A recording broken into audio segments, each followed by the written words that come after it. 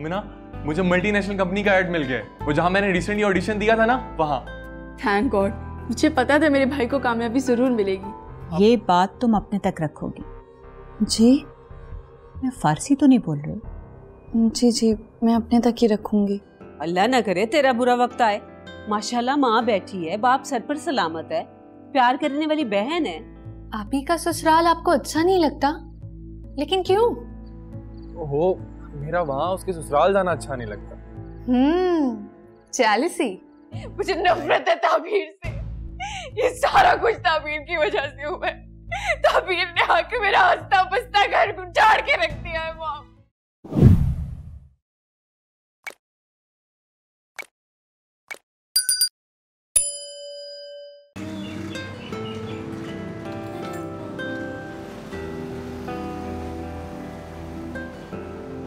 अम्मी, मोमिना, अम्मी।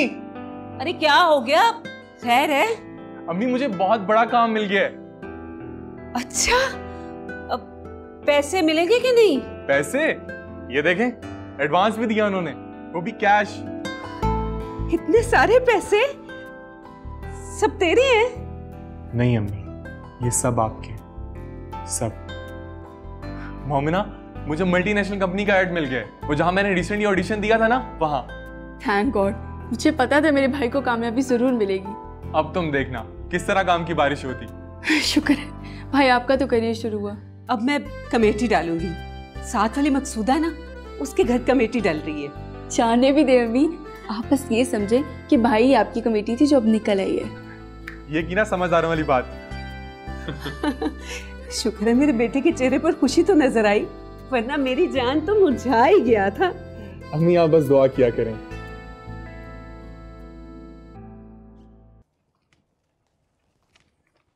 कर दिया साइन? जी।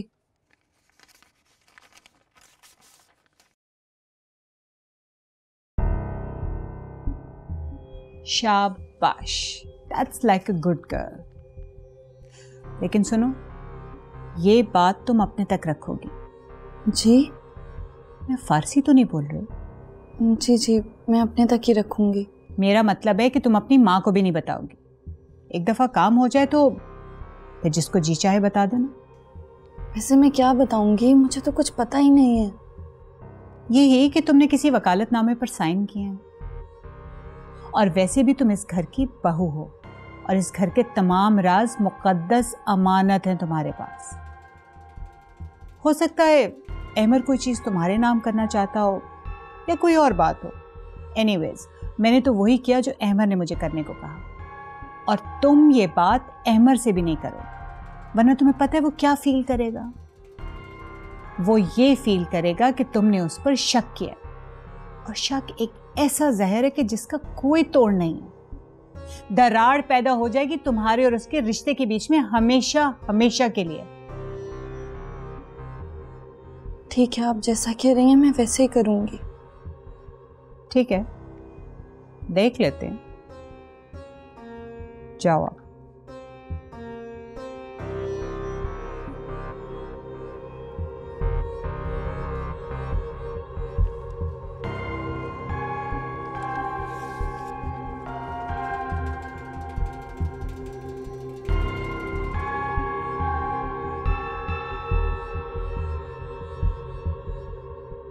वाह, मेरा बेटा तो बिल्कुल हीरो लग रहा है।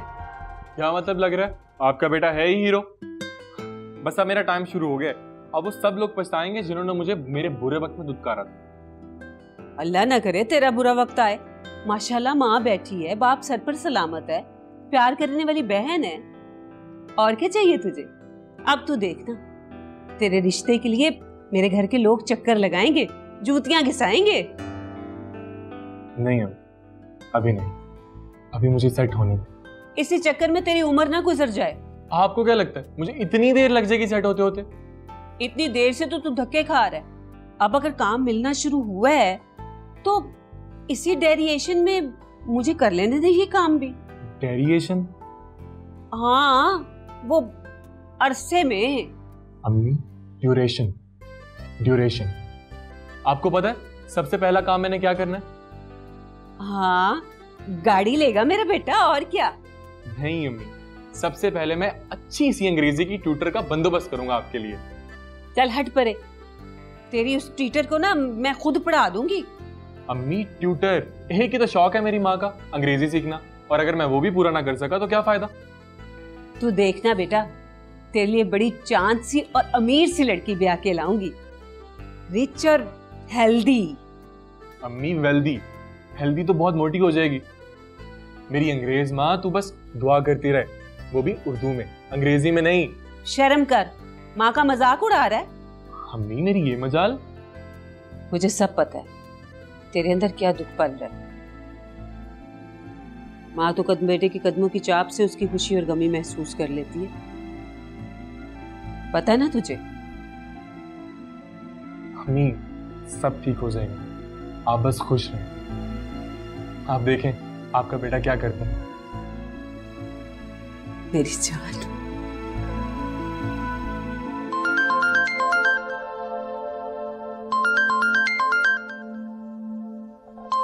किसका फोन आ रहा है भाई? अजान भाई? अस्सलाम वालेकुम भाई। वालेकुम अस्सलाम। हाँ भाई, ये टिकट वाला क्या मामला है, वो तो बता दो। नहीं, ऐसी कोई भी बात नहीं है। अम्मी तो बस ऐसे ही मुझ पे शक करती रहती हैं। एक्चुअली मेरी एक फ्रेंड ने प्लान बनाया था कि हम लोग मूवी देखने जाएंगे। मैंने सोचा था कि मैं अपनी अम्मी से इजाज़त ले लूँगी, लेकिन पहले ही छापा पड़ गया। चलो ठीक है, जो तुमने किया वो ठीक ही होगा। वैसे ताबीर का फोन नहीं आया? अब हाँ आया था, और अम्मी कल जा रही हैं, शायद मैं भी जाऊँ। आप चलेंगे? नहीं, उसका ससुराल है, अच्छा नहीं लगता। आप ही का ससुराल आपको अच्छा नहीं लगता? लेकिन क्यों? ओहो, मेरा वहाँ उसके ससुराल जाना अच्छा नहीं लगता। जेलसी? नहीं नहीं, ऐसी कोई बात नहीं है, मैं तुम्हें बाद में फोन करता हूँ। चलो ठीक है, अल्लाह हाफ़िज़।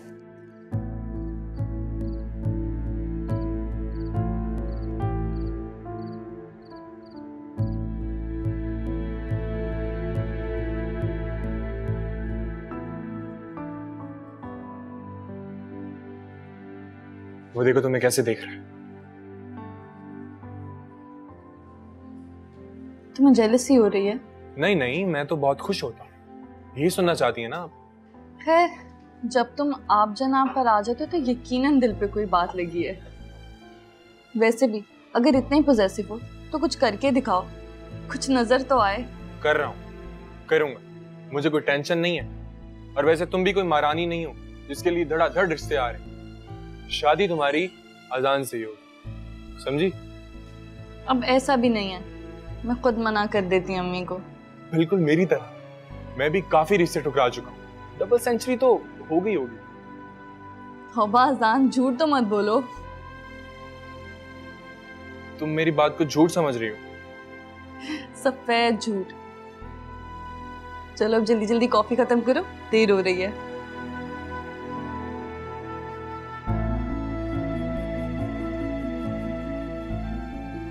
देखो फिर घूर रहा तुम्हें, समझ नहीं आता ये लोग तुम्हें घूरते क्यों? उनके घर माँ बहन नहीं है क्या? फिर जेलसी?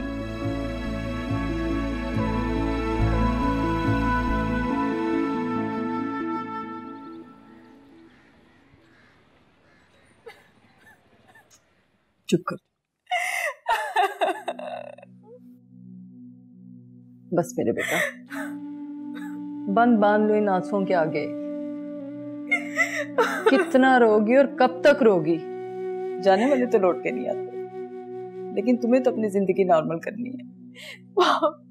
किसके लिए नॉर्मल हो जाओ? मेरा तो कोई भी नहीं रहा, वहां तो मुझे छोड़ के चला गया। बेटे, जिंदगी में हादसात होते रहते हैं, लेकिन वक्त थम नहीं जाता, गुजरता रहता है। अपने लिए जियो, अपनी बहन के लिए, मेरे लिए, अपनी खाला के लिए। इस सदमे से बाहर निकलो, अभी तुम्हारे आगे पहाड़ जैसी जिंदगी पड़ी है। मुझे तो ऐसे लगता है जैसे मेरे चारों तरफ अंधेरा छा गया है, मुझे कुछ नजर नहीं आता, सिर्फ एक बात था और वो मुझे इतनी जल्दी छोड़ के चला गया। आपको जब फाद हॉस्पिटल में था ना, तो मुझे लगा कि शायद अभी वो ठीक होके घर आ जाएगा और हम फिर से नए सिरे से अपनी जिंदगी का आगाज करेंगे। लेकिन वो मुझे छोड़ के चला गया है मॉम। हम उसको वापस ले आए, हम उसको किसी तरह भी वापस ले आए। मैं नहीं रह सकती उसके बगैर। अच्छा, अहमद का क्या हुआ? कब आएगा वो? मुझे तो किसी के आने किसी के जाने से कोई फर्क नहीं पड़ता। मेरी जिंदगी में तो जो था वो मुझे हमेशा के लिए छोड़ के चला गया। अब तो मुझे किसी भी चीज से कोई फर्क नहीं पड़ता है। बेटा, तुम हर बात को उसी तरफ ले जाती हो। तुम इद्दत में हो, वरना मैं तुम्हें बाहर ले जाती, तुम्हारा कुछ दिल बहल जाता। अपने आप को समझाओ, निकलो इस सदमे की कैफियत से, जिंदगी की तरफ लौटो। मैं ये सब कुछ कैसे कर पाऊंगी? मैंने तो कभी फात के बगैर रहने का तसव्वुर तक नहीं किया था। मुझे बहुत वक्त लगेगा मॉम। मैं तो अभी तक यकीन ही नहीं कर पा रही कि फात चला गया है। मैं कैसे जिंदगी की तरफ वापस आऊंगी? मैं मानती हूँ बेटा, वक्त बहुत बड़ा मरहम है। वक्त हमेशा एक सा नहीं रहता। अपनी सास को ही देखो, एक बेटा जेल में और एक दुनिया से ही चला गया, लेकिन फिर भी कितने हौसले से खड़ी हैं। मॉम को बहुत हौसला है। आप बिल्कुल ठीक कह रही हैं। उनका दुख तो मेरे से भी बड़ा है। उन्हीं को देख के मुझे हौसला आता है। मगर मैं कैसे करूंगी मॉम? मैं बहुत अकेली रह गई हूँ। जरा संभालो अपने आप को बेटा। और वो ताबीर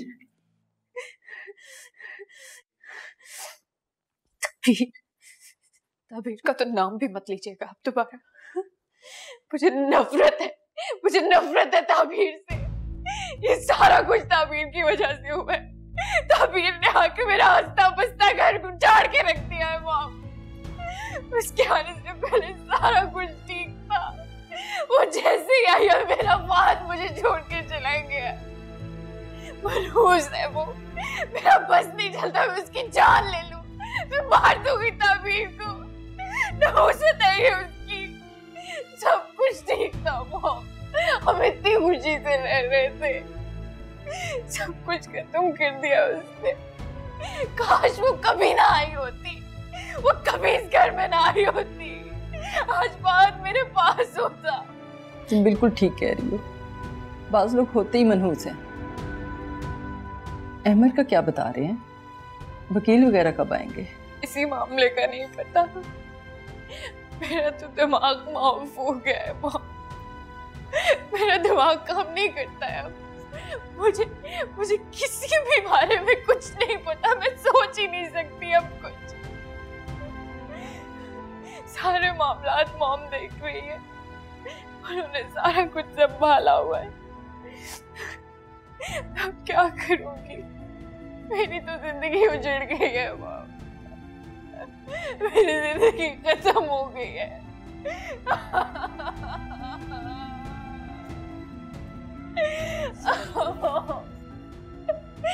सब्र मेरे बेटा, सब्र। मैं क्या करूंगी मम्मी? क्या करूंगी मैं?